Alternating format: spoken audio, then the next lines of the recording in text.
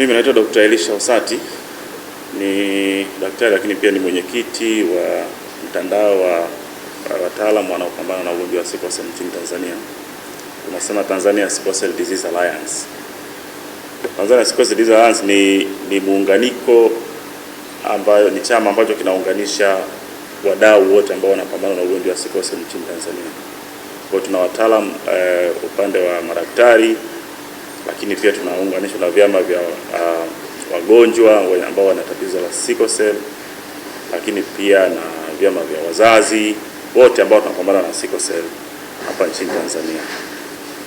Kwa leo tumewaita kwa sababu maalum, na nataka kuelezea tu kwamba ugonjwa wa sickle cell ni ugonjwa ambao uko hapa nchini kwetu, lakini pia nchi zingine pia, na ni ugonjwa ambao mara nyingi watu hawajautambua sana, lakini ni ugonjwa ambao upo katika nchi yetu. Tanzania ni nchi ya 4 hapa Afrika, lakini ya 5 duniani kwa kuwa na ugonjwa wa sickle cell, ukiacha India, Nigeria, Angola, Kongo, alafu Tanzania. Kwa kila mwaka tunakadiria watoto 11,000 mpaka 14,000 wanazaliwa wakiwa na ugonjwa wa sickle cell nchini kwetu. Kwa hiyo ukiangalia hizo takwimu na ukizichakata na kuonyesha karibu asilimia 0.1 mpaka 0.2 ya Watanzania wanakuwa na ugonjwa wa sickle cell. Sasa ugonjwa wa sickle cell ni ugonjwa ambao unapatikana kwa kurithi. Ili mtu aweze kupata ugonjwa wa sickle cell ni kwamba anapata chembe moja kutoka kwa mzazi mmoja na chembe nyingine kutoka kwa mzazi mwingine. Mtoto mwenye sickle cell anakuwa na chembe 2. Mtu mwenye chembe moja haugui. Inawezekana sisi hapa kuna watu wana chembe moja lakini hatuugui. Unapokuwa na chembe 2, tunasema traits, zikiwa 2 zinatengeneza ugonjwa wa sickle cell. Sasa sisi tumekuwa tukifanya tafiti hapa kwenye taasisi zetu, lakini pia tumekuwa tukitibu wagonjwa, lakini tunaona wagonjwa wameongezeka, wamekuwa wengi sana. Sasa tuliamua kutengeneza hiki chama, kuamua sasa kwenda katika jamii ili kuweza kuelezea ukubwa wa tatizo, lakini pia tuone namna gani tunaweza tukazuia ugonjwa wa sickle cell usiongezeke sana. Ugonjwa wa sickle cell unaambatana na dalili kama upungufu wa damu. Watoto wengi wa sickle cell wanakuwa na upungufu mkubwa sana wa damu, lakini pia wanapata maumivu makali sehemu yote ambapo kuna mshipa wa damu. Wanapata maumivu mguuni, wanapata tumboni, lakini pia unaweza kupata ugonjwa wa kiharusi. Kwa hizo ni dalili kubwa sana. Mtoto anaweza kuwa pia na njano, anaweza kuwa na njano inatokea, lakini pia anaweza kupata kinga zake kazi iko chini, kwa anapata homa za mara kwa mara. Kwa ni tatizo ambalo ukiwa nayo manake mzazi hata kazi zake anashindwa kufanya, kwa sababu shughuli nyingi sasa ni kwa ajili ya kuhakikisha kwamba anahudumia mtoto. Na mtoto pia wakati mwingine hata shule anashindwa kwenda kwa sababu ya kuugua mara kwa mara. Sasa sisi kama wataalamu, lakini kushirikiana na vyama vyetu vya wagonjwa na wazazi, tumeamua kuja pamoja kutafuta suluhisho.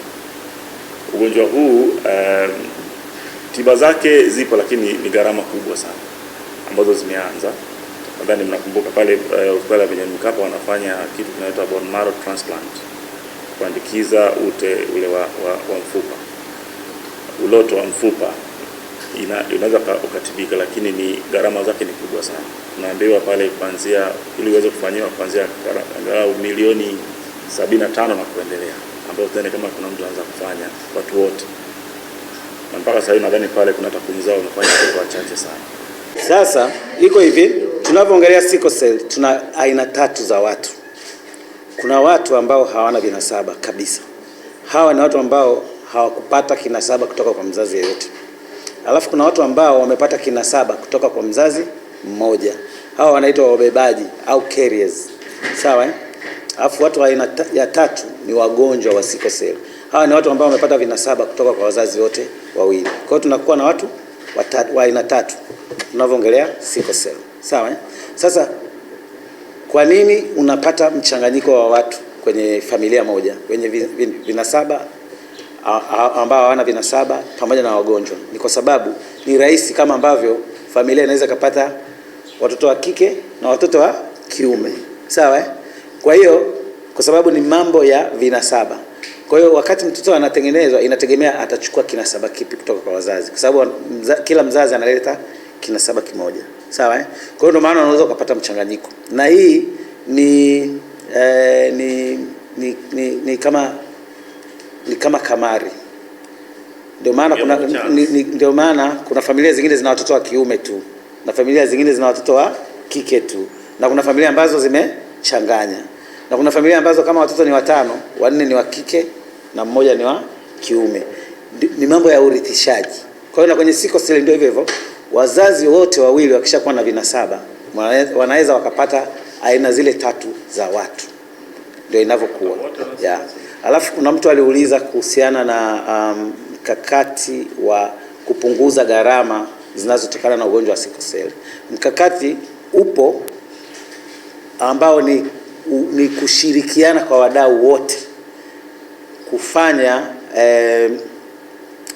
kufanya uagizaji wa hivi vifaa tiba pamoja na dawa pamoja na vitendanishi vyote vinavyotumika kwenye sickle cell kwa pamoja. Kwa hiyo kwa mfano sasa hivi kuna taasisi ya wenzetu wanaitwa CHAI. CHAI ni Clinton yeah, ambao wao sasa hivi ndio tunafanya nao mkakati wa pamoja wa kuhakikisha hizi products zinazotumika kwenye sickle cell zinaagizwa kwa pamoja ili kuweza kushusha bei, kwa sababu ukitaka kupunguza gharama ni lazima pia wale wanaoleta hivi vitu waweze kuona kama kuna walaji wengi, kwa hiyo gharama itapungua. Kwa hiyo tunategemea kwa mfano gharama za upimaji zitapungua sana. Zamani gharama ya upimaji ilikuwa 180,000, sasa hivi tumefika mpaka kwenye 25,000 gharama ya upimaji. Kwa hiyo kufanya kazi kwa pamoja kwa wadau pamoja na serikali kunasaidia kupunguza gharama za sickle cell. Yeah. Jina langu ni Queen Elizabeth William Makune, Miss World Tanzania 2018. Na leo ninazungumza kama balozi wa kampeni ya Vunja Mduara. Kabla sijaendelea mbele, niulize swali rahisi tu. Sickle cell ni nini?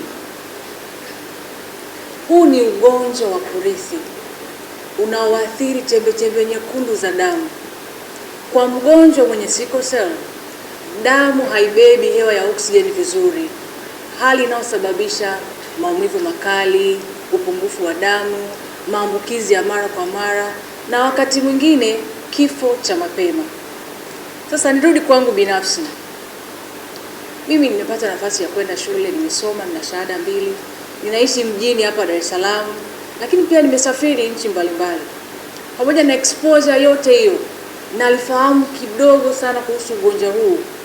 Hadi mwaka 2023 nimepata mwanga kidogo. Sasa tukitafakari wote, kama mimi nilioko hapa Dar es Salaam nalifahamu kidogo, hali ikoje kwa kijana aliyeko huko pembezoni mwa Tanzania, kijana aliyeko Kigoma? Ukweli ni kwamba sickle cell ni mwiko katika jamii yetu, na watu wengine wanahusisha sickle cell na laana ama ushirikina. Na mahali ambapo kuna mwiko kuna ukimya, na penye ukimya kuna vifo vinavyoweza kuzuilika. Zaidi ya hayo, ugonjwa huu ni wa gharama kubwa sana na ni mzigo mzito kwa familia na kwa taifa letu. Leo hii tiba ya kisasa kama vile gene therapy inaweza kugharimu hadi dola za Kimarekani 1,200,000. Hii ni karibia bilioni 2 ama 3 za Kitanzania. Hii si gharama ambayo Mtanzania wa kawaida ama familia ya kawaida ya Kitanzania inaweza kuimudu. Ndio maana kwa nchi kama Tanzania, njia ya busara zaidi si tiba, ni kinga.